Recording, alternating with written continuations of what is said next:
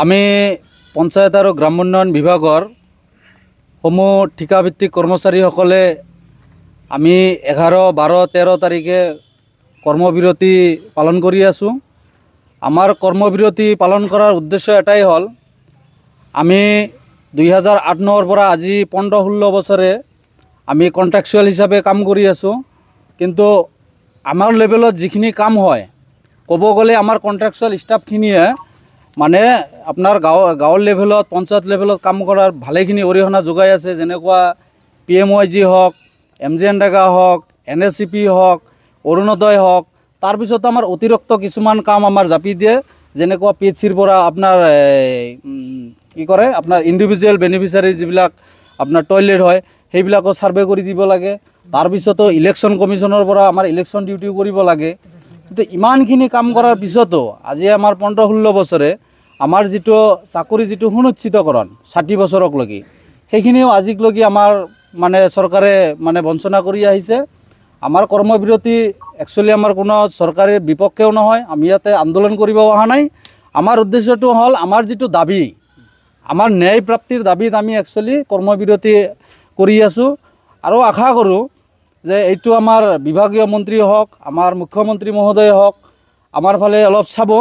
কাৰণ টোটেলি ডিপাৰ্টমেণ্টটো ক'ব গ'লে আজি PMYG চাওক, PMYG আমাৰ চেণ্ট্ৰেলৰ পৰা ৰাষ্ট্ৰীয় বঁটা পৰ্যন্ত পাবলৈ সক্ষম হৈছে। এইকাৰণে সক্ষম হৈছে, এইটো ইয়াতে GPC হওক, GRS হওক, কম্পিউটাৰ এছিষ্টেণ্ট হওক, এগ্ৰিগেটেড ইঞ্জিনিয়াৰ হওক, আমাৰ অল কণ্ট্ৰেকচুৱেল এমপ্লয়ীবিলাকে মানে দিনে ৰাতি কষ্ট কৰি এই ডিপাৰ্টমেণ্টৰ ৰাষ্ট্ৰীয় পৰ্যায়ত এটা মৰ্যাদা ল'বলৈ সক্ষম হৈছে। কিন্তু আমাৰ লগত এই বঞ্চনা কিয় হৈছে? আপুনি চাওক, অন্য ডিপাৰ্টমেণ্টত আজি 8-10 বছৰ চাকৰি কৰাৰ পাছতো সিহঁতসকলক চাকৰিৰ সুনিশ্চিতকৰণ কৰিছে, তাৰমানে 60 বছৰকলৈকে চাকৰিটো মানে কনফাৰ্মেশ্যন কৰিছে। কিন্তু আমাৰ ক্ষেত্ৰত এইটো কিয়? আমিতো আজি ইমান বছৰে 14-15 বছৰে কাম কৰি আছোঁ, দিনে ৰাতিয়ে কাম কৰি আছোঁ। তে আমাৰ দাবী হ'ল, আমাৰ চাকৰিটো সুনিশ্চিতকৰণ কৰিব লাগে 60 বছৰকলৈকে।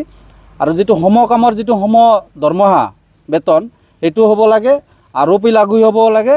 আৰু আপোনাৰ HR যিটো পলিচি, সেই পলিচিটো আমাৰ ক্ষেত্ৰত প্ৰযোজ্য হ'ব লাগে।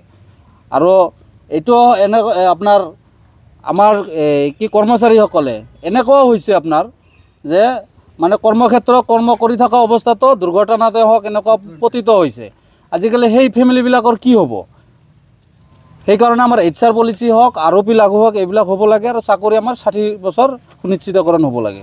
আজি আপোনালোকে স্মাৰক পত্ৰ দিব নেকি কাৰোবাক?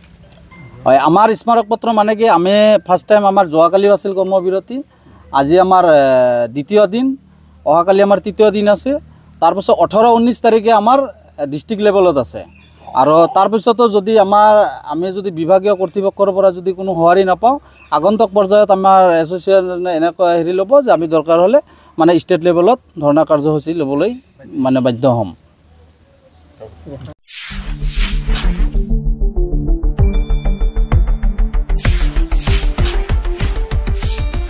শুদ্ধ আৰু বিস্তৃত বাতৰিৰ বাবে চাই থাকক নিউজ ডেস্ক ৰিপৰ্ট।